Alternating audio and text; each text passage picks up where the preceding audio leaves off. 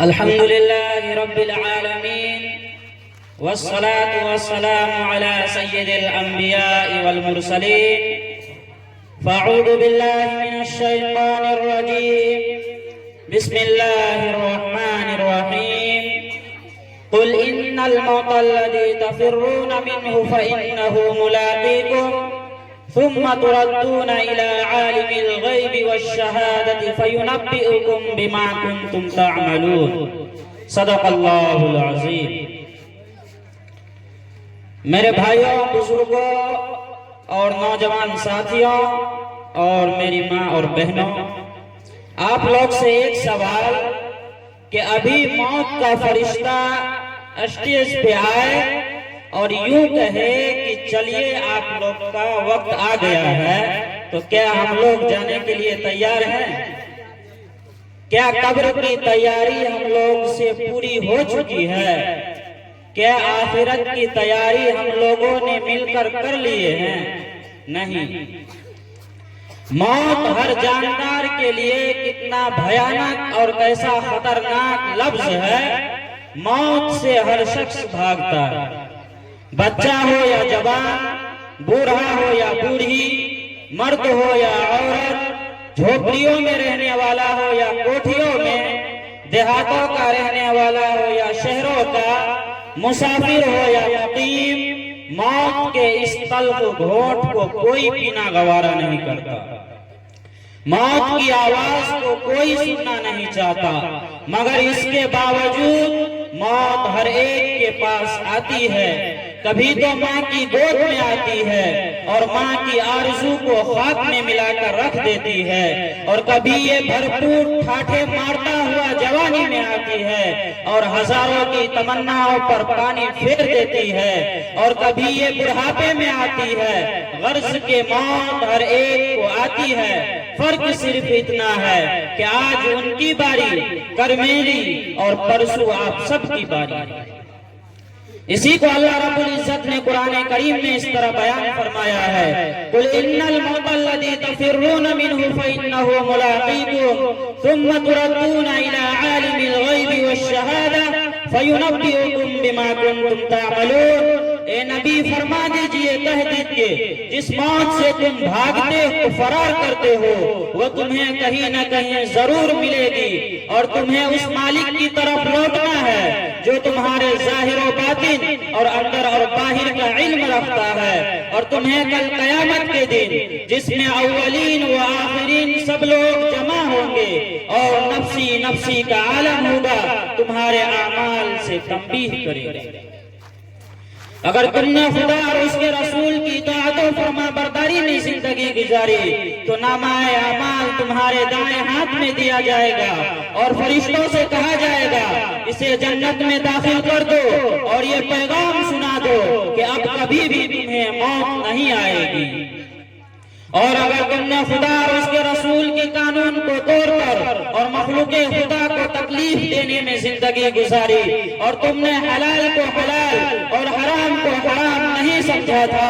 رشوت اور سود سے تم نے اپنی جیب کو بھرا تھا، یتیم اور بیواؤں کی دولت پر تم نے ڈاکہ زنی کی تھی، تو کل قیامت کے دن ناکامی کا جھنڈا پیچھے کی طرف سے بائیں ہاتھ میں دیا جائے گا، اور فرشتوں سے کہا جائے گا اکم کو لے جاؤ اور جہنم میں اونڈے منہ ڈال۔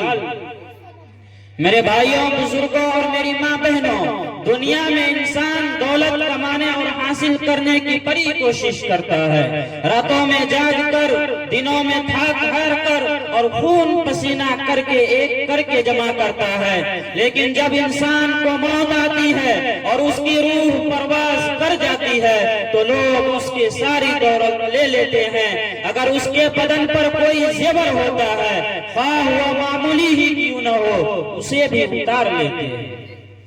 اسے اپنی دولت سے سوائے کفن کے کچھ حاصل نہیں ہوتا، کوئی چیز اس کے ساتھ نہیں جاتی، ہر چیز یہیں پڑی رہ جاتی ہے۔ لوگ نہلا دھلا کر کفن پہنا کر قبرستان کی طرف چل دیتے ہیں اور قبر میں دفنا کر سارے لوگ واپس چلے آتے ہیں، کوئی اس کے ساتھ نہیں رہتا۔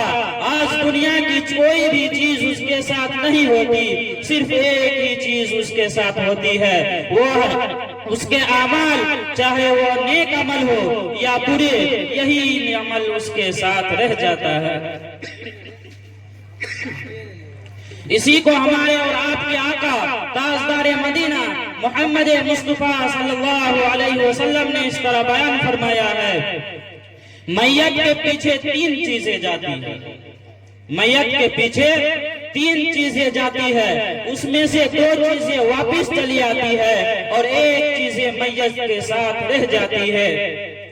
جو دو چیزیں چلی آتی ہے اس میں سے پہلا ہے میت کے مال، میت کے مال میت کے دفن ہوتے ہی اپنے گھر کو واپس چلے آتے ہیں، اور دوسرا ہے میت کے اولاد، یہ اپنے میت کو دفنا کر اپنے گھر واپس آ جاتے ہیں، اور ایک چیز جو میت کے ساتھ رہ جاتی ہے وہ ہے میت کے اعمال، چاہے وہ میت اپنے زندگی بھر میں نیک عمل کیے ہو یا برے، یہی عمل میت کے ساتھ رہ جاتے ہیں۔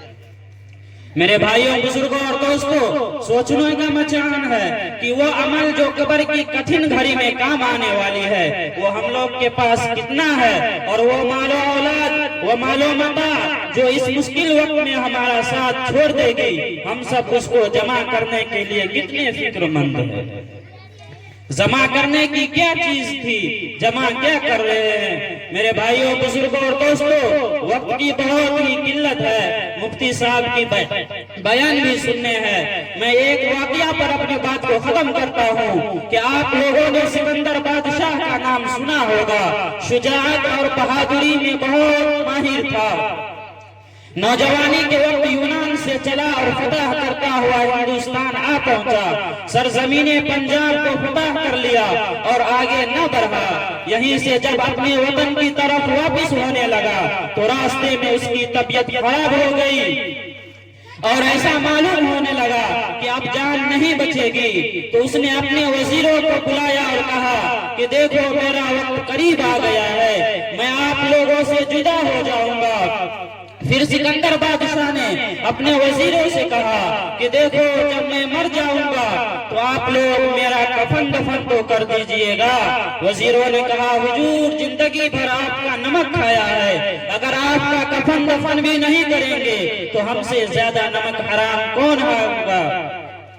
آخرکار سکندر بادشاہ نے کہا کہ دیکھو اب میرا آخری وقت ہے اور آخری وصیت ہے کہ جب میں مر جاؤں اور آپ لوگ مجھے کفن پہنا کر جب دفن کے لیے لے جائے تو میرا ہاتھ کفن سے باہر نکال دینا۔ سکندر بادشاہ کے وزیروں نے کہا حضور ایسا نہ فرمائیے، کیونکہ اس میں آپ کی بڑی بے عزتی ہوگی، کیونکہ آپ کا جنازہ ایک بادشاہ کا جنازہ ہوگا اور ساری دنیا اسے دیکھنے کے لیے آئے گی، اور جب لوگ دیکھیں گے کہ آپ کا ہاتھ کفن سے باہر نکلا ہوا ہے تو پورے دنیا کہے گی کہ دیکھو سکندر بادشاہ کتنا بڑا لالچی ہے، وہ فتح کرتے کرتے مر گیا مگر اب بھی اس کا لالچ ختم نہ ہوا، وہ کفن سے اس لیے ہاتھ باہر نکالا ہوا ہے تاکہ اور کچھ ملک ہاتھ آ جائے، اس میں آپ کی بڑی بے عزتی ہوگی۔ میرے بھائیوں، بزرگوں اور میری ماں بہنوں، سکندر بادشاہ کا جواب سنیے۔ سکندر بادشاہ نے کہا آپ لوگوں نے سمجھا ہی نہیں، میں اس لیے اپنا ہاتھ باہر نکال رہا ہوں تاکہ لوگوں کو نصیحت ہو کہ 7 ملکوں کا بادشاہ آج جب دنیا سے جا رہا ہے تو وہ بھی خالی ہاتھ جا رہا ہے، اس کے ہاتھ میں 1 روپیہ بھی نہیں ہے۔ میرے بھائیوں، اتنے بڑے بڑے بادشاہ دنیا سے چلے گئے، نہ دولت ساتھ گئی اور نہ اطفال گئے، ہمارے پاس تو کچھ بھی نہیں ہے، ہم لوگ تو بالکل ہی خالی جائیں گے، صرف ہمارے عمل ہمارے ساتھ جائیں گے، چاہے وہ عمل ہم نے کب اچھے کیے ہو یا برے کیے ہو۔ میرے بھائیوں، بزرگوں اور دوستوں، آج کا مسلمان یہ سوچتا ہے کہ ابھی تو جوانی ہے، اس سے کچھ فائدہ اٹھانے دو، جب داڑھی پک جائے گی تو ہم بھی تمہاری طرح نمازیں پڑھ لیا کریں گے، ہم بھی زکوٰۃ دے دیا کریں گے، ہم بھی روزہ رکھ لیا کریں گے، ہم بھی حج ادا کر لیا کریں گے، ہم بھی مسجد میں آ کر کے اذانیں دے دیا کریں گے، ہم بھی فجر کی نماز پڑھ کر لوگوں میں چل پھر کر دعوت دے دیا کریں گے۔ حالانکہ وہ جانتا ہے